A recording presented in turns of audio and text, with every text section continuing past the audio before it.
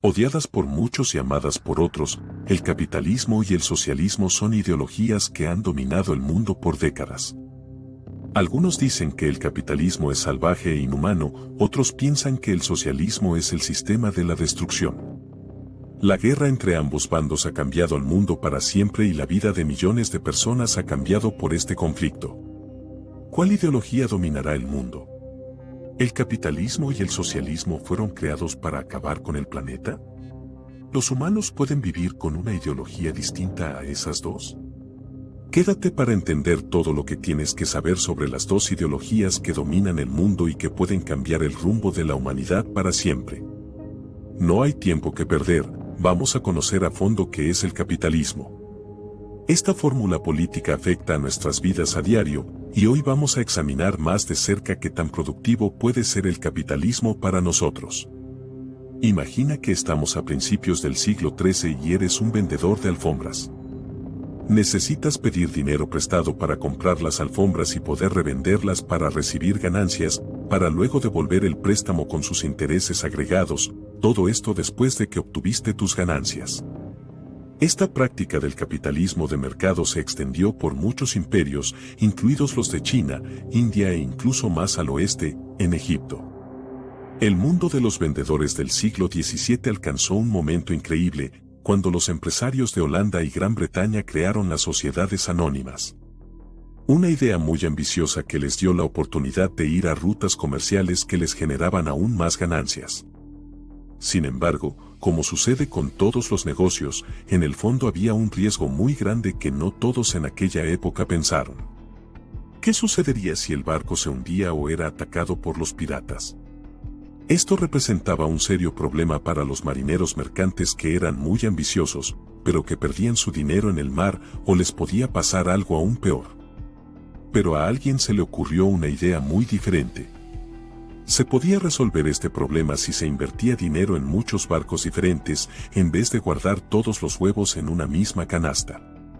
Esta nueva forma de invertir se extendió por todo el mercado marítimo, lo que hizo que bajara el riesgo de robos y comenzó una cultura que hacía que muchos empresarios tuvieran más ganancias. Gran Bretaña tenía muchas herramientas a su favor para ayudar a crecer a su economía, como el control de los mares y un comercio que se expandía mucho más allá de Inglaterra con sus colonias, durante un periodo en el que también participaban en el comercio de esclavos. Sin embargo, lo que potencialmente hizo crecer esto en mayor medida fue la guerra civil en Inglaterra que afectó el país durante 50 años. No todas las guerras ayudan a que la economía de un país crezca después, pero en medio del caos puede darse crecimiento, en especial cuando la corona de Inglaterra se enfrentó a la regulación y los monopolios sin control cuando introdujeron las licencias. Incluso antes de todo esto, en el siglo XVI, Gran Bretaña logró aumentar su producción agrícola. ¿Sigues aquí? Hazme un favorcito y regálame un me gusta para seguir trayéndote aún mejor contenido. Sin embargo, el pánico se apoderó de los ciudadanos cuando los precios de los alimentos empezaron a dispararse. Esto presentaba una gran oportunidad para los agricultores, desde los que cultivaban a pequeña escala hasta las grandes empresas. Al fin y al cabo, la creciente demanda de alimentos se debía en gran medida a que la población estaba creciendo demasiado. Los holandeses, buscando formas para sobrevivir a la crisis, introdujeron nuevas tecnologías que les generaban mayores cosechas con menos y más pequeños campos de cultivo. El éxito se logró gracias al uso del trébol, así es, la pequeña planta de 3 hojas podía alimentar al ganado mientras crecía rápidamente por medio de nitrógeno. Los compradores y los propietarios de negocios se volvieron cada vez más activos a medida que aumentaba la producción, lo que hizo que los precios bajaran. Los productores individuales se apresuraron a buscar formas de aumentar su producción, para recuperarse de las pérdidas causadas por la bajada de los precios de los alimentos. Sin embargo, tanta productividad tuvo una consecuencia inesperada. Ahora, con precios más competitivos, la competencia entre empresas se hizo aún más salvaje. Incluso los trabajadores empezaron a ver ganancias porque ahora tenían más dinero para gastar que antes. Esto creó otra ola de posibilidades. Si la gente tenía más dinero de sobra, seguro que alguien debía vender un producto que valiera la pena comprar. El mundo que rodeaba a Inglaterra experimentó una emocionante transformación cuando la productividad aumentó lo suficiente como para que los precios se vieran obligados a caer en picada. Por primera vez, la gente tuvo acceso a más dinero que nunca, lo que hizo que los bienes y servicios de consumo pudieran crecer como nunca lo habían hecho antes. Esto llevó a todos los productores y comerciantes a una intensa competencia. Cada uno intentaba innovar de alguna forma que garantizara un mayor rendimiento sin dejar de tener un precio económico. En resumen, los ciudadanos ingleses se vieron ante increíbles descubrimientos económicos, donde cada día un comprador conseguía un producto mejor que el anterior. No se puede entender cómo un mercado sin límites puede llevar a nuestro planeta a la sobreproducción. Los compradores y empresarios se han abastecido de tantas cosas que incluso ahora se alquilan lugares solamente para guardar todas las cosas que compramos. En el lado opuesto, la gente acumula una cantidad abismal de alimentos que, por desgracia, ahora causa un problema mundial que tampoco se puede entender, y es que más personas pierden la vida por obesidad que por hambre. La tecnología mejoró con una mayor productividad, y como resultado, se necesitaron menos seres humanos para la mano de obra en las tierras de cultivo. Es sorprendente saber que hace siglos, en 1520, cerca del 80% de la población total estaba empleada en trabajos agrícolas, mientras que en 1800 se observó un 36%, y luego descendió aún más hasta el 25% en 1805. Las nuevas fábricas funcionaban de maravilla. Produciendo toda esa comida, había un montón de trabajadores para mantener el ritmo, y muchos de ellos eran niños. Seguro que sonaba bien a primera instancia, pero deberíamos haber sabido que no podía ser tan fácil.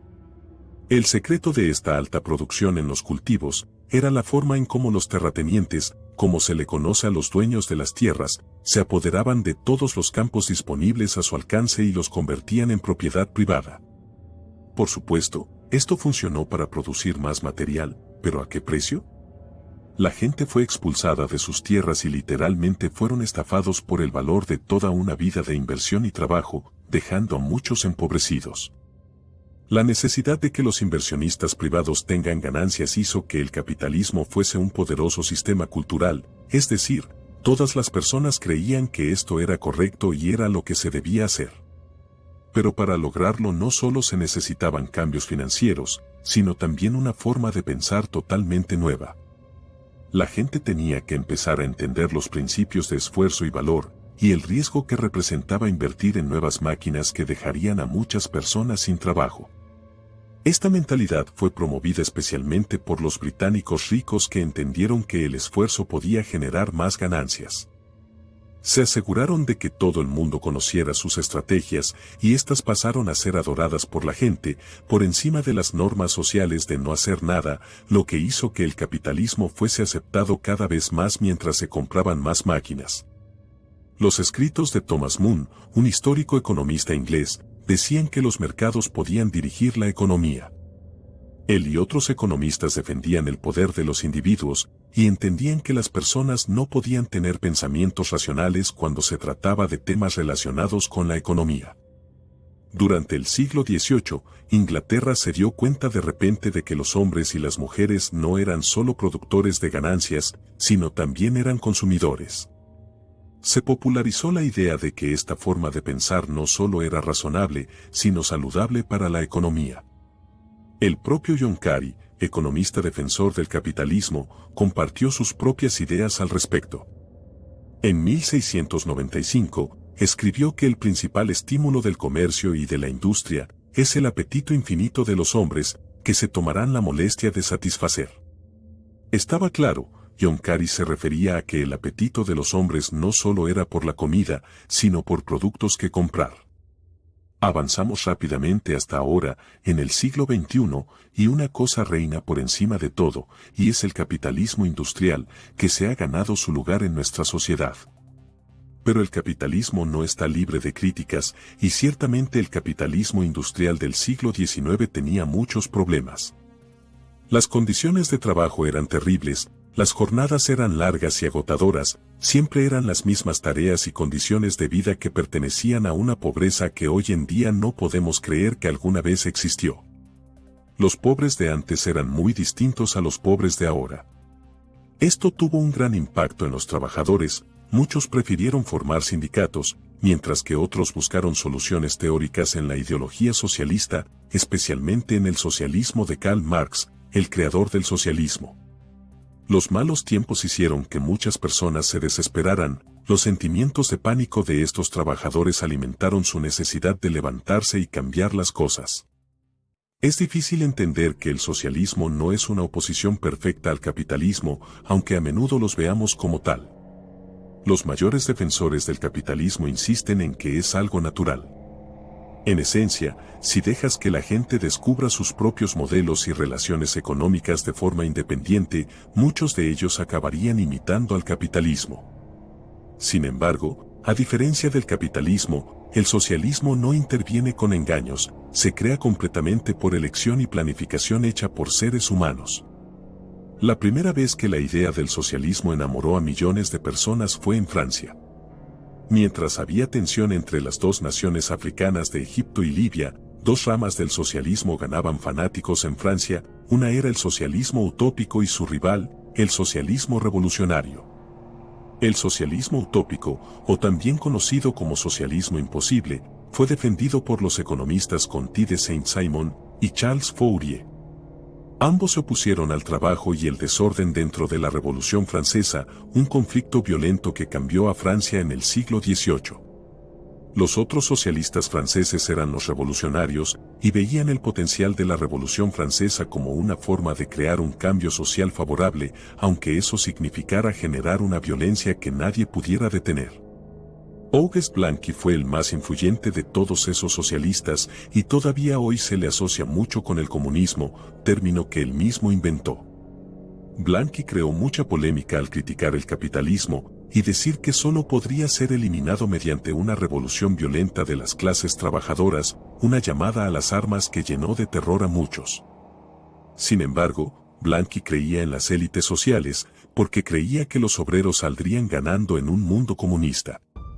Creía que los obreros no eran lo suficientemente ingeniosos como para romper con sus malos hábitos y pensamientos para liberarse del dominio de los ricos. Karl Marx es muy importante aquí, descrito como el padre del comunismo, debido a su participación en la redacción del Manifiesto Comunista. Su influencia se extiende a lo largo de la mayor parte del siglo XX debido a sus ideas aterradoras. Sin embargo, aunque la mayoría lo define como un defensor de la revolución, Marx realmente era un filósofo y un historiador, solo un hombre común y corriente con puntos de vista fuera de lo común. Su obra más conocida se llama El Capital, en ella Marx intenta explicar el mundo del siglo XIX a través de puntos de vista históricos y filosóficos. El pensamiento de Marx alcanza muchos temas y campos. Una de sus ideas radicales era la lucha de clases. Reconociendo que para Marx el núcleo central de todo gira en torno a esta supuesta lucha entre las clases sociales, es decir, las batallas de los pueblos entre sí, para progresar. Según Marx, el conflicto refuerza el sentido de finalidad de la sociedad, sin necesidad de que las personas en lucha no estén conscientes de que están peleando los unos con los otros. La Inglaterra del siglo XIX estaba dividida en dos clases, los capitalistas ricos y los trabajadores mal pagados.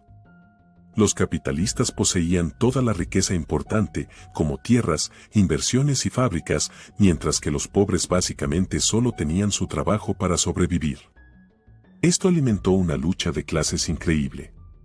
Lo que impulsó los escritos de Marx fue la idea de una pelea interminable entre los capitalistas, que querían pagar salarios bajos, y los trabajadores, que buscaban un pago justo por su trabajo. En otras palabras, Marx afirmaba la idea de que el verdadero valor de la vida giraba en torno a la producción, y que nuestra conexión social entre nosotros era una parte fundamental de la naturaleza humana. Sabemos que juntos podemos conseguir más y colaborar sin miedo mientras compartimos nuestros recursos. Sin embargo, Marx decía que el capitalismo no es lo mismo que naturaleza humana y provoca conflictos entre los más ricos. Para responder a esto y dar poder a los trabajadores, Marx buscó una alternativa a las ideas socialistas de Blanqui, quien creía en las élites. Esta idea tiene una gran importancia, aunque a menudo se ignoró en supuestos estados socialistas como la Unión Soviética. Se creía que la unidad de interés colectivo era nuestra mejor esperanza para progresar y asegurar nuestro futuro. A pesar de los deseos de los primeros defensores del socialismo, el capitalismo ha tenido más éxito a la hora de funcionar en el sistema económico mundial. Desgraciadamente, el socialismo se ha convertido en una fuente de malestares en Estados Unidos. A pesar de ello, es una suerte que el crecimiento económico generado por el capitalismo industrial haya producido bienes y servicios generalizados y accesibles. Sin embargo, preguntarse si las ideas socialistas deben limitarse a través de los mercados libres es una pregunta de la que no existe respuesta. Limitar el socialismo se ejecuta de forma muy diferente en las distintas naciones, tomemos por ejemplo Suecia en comparación con Estados Unidos. En última instancia, hay que preguntarse, en estas condiciones en las que los conceptos de Marx siguen siendo importantes, ¿hasta qué punto se puede dar un cambio global? ¿La competencia que crea el capitalismo es natural y buena? ¿Tienen que existir sistemas que la controlen para garantizar el bienestar de todos? ¿Hay medidas que debamos tomar como sociedad para garantizarles la asistencia sanitaria y las pensiones necesarias a los ancianos? ¿Quién es responsable de administrar las industrias más importantes como el negocio de los servicios postales, el negocio de la seguridad aeroportuaria y el negocio de la educación? Estas son preguntas a las que se enfrentan las sociedades de todo el mundo, donde el capitalismo y el socialismo se disputan un espacio en el poder social, político y económico. La lucha entre ambas ideologías sigue su curso y los ciudadanos inquietos de todo el mundo exigen respuestas con una sensación de pánico. Te felicito por llegar al final de este video, eres genial, aquí está otro video que nos encantaría que vieras. Espero que te haya gustado muchísimo, no olvides dejar tu suscripción y tu comentario. Gracias y un saludo muy grande.